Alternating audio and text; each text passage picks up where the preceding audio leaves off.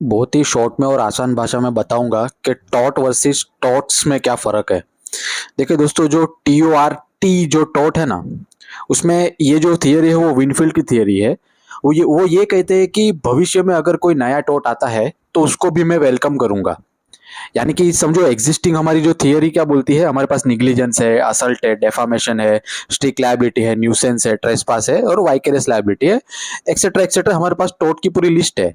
लेकिन भविष्य में अगर कोई, अभी जैसे हमारा भारत जो है वो डेवलपिंग कंट्री है, राइट। आज आज नहीं तो कल नया कोई टोट सामने आएगा। समझो ABC टोट हो गया, PQR हो गया, XYZ टोट हो गया। नाम हमको अभी नहीं पता, लेकिन एक टोट होगा। तो उसको भी वो जो आदमी है विनफील्ड, वो उसको एक्सेप्ट करता है एज अ टोट। यानी कि प्लेंटिफ जो है वो डिफेंडेंट को, प्लेंटिफ जो है वो सफर करेगा और डिफेंडेंट प्लेंटिफ को कंपनसेशन देगा। तो इसी को बोलते हैं टॉट थियरी। यानी कि क्या होता है, नया कोई टॉट है उसको वेलकम करता है।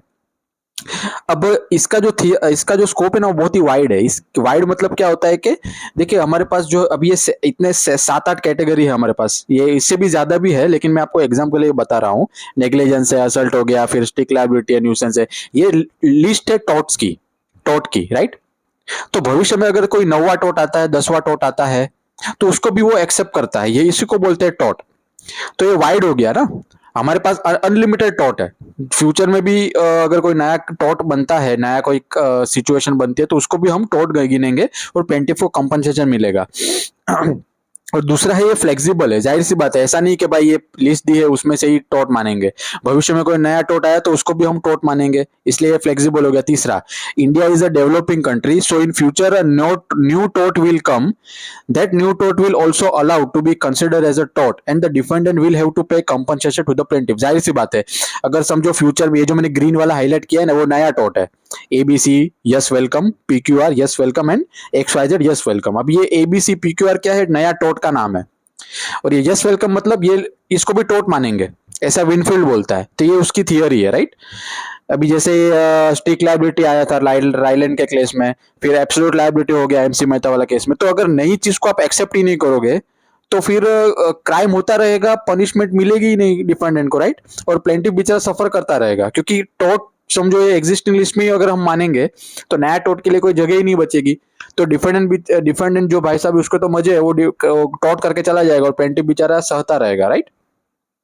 तो इसी को बोलते हैं TORT, टॉट। अब बात करते हैं टॉट्स के बारे में, जिसमें लास्ट में एस आता है। अभी एस का मतलब क्या होता है, सालमंड।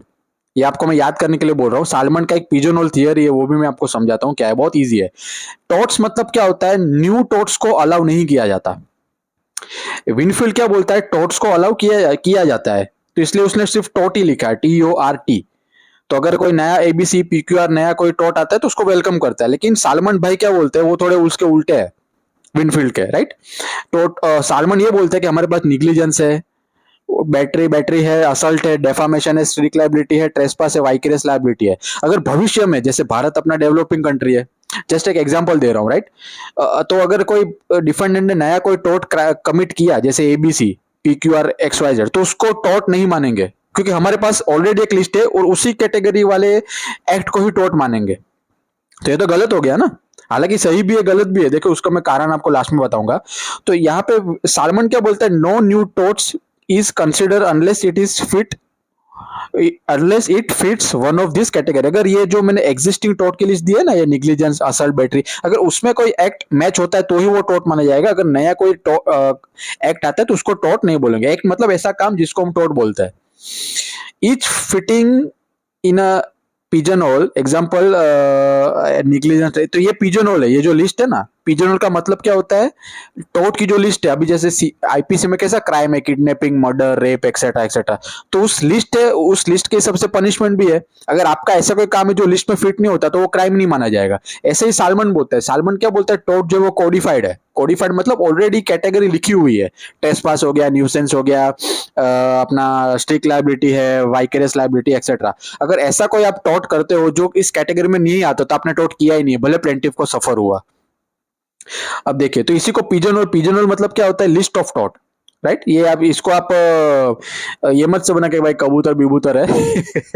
लिस्ट ऑफ टॉट है। ये लोग पता नहीं इतना कंफ्यूजन क्यों बनाते हैं, मैंने आपको इतना सिंपल बना के बता दिया। तो देखिए दोस्तों, अभी दोनों की फायदे हैं, दोनों के नुकसान भी है। अभी दोनों के फायदे मैं बता रहा हूँ।